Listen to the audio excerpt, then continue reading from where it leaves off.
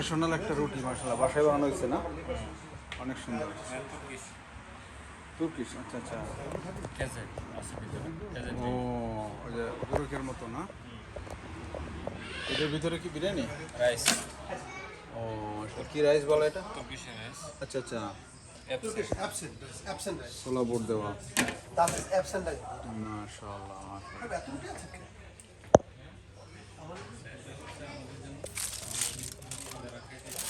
তবে একটা আজকের বুফেটা একটা মডেল হইলো আর কি, ভবিষ্যতে আমাদের এরকম কিছু আরো করতে হবে ইনশাআল্লাহ।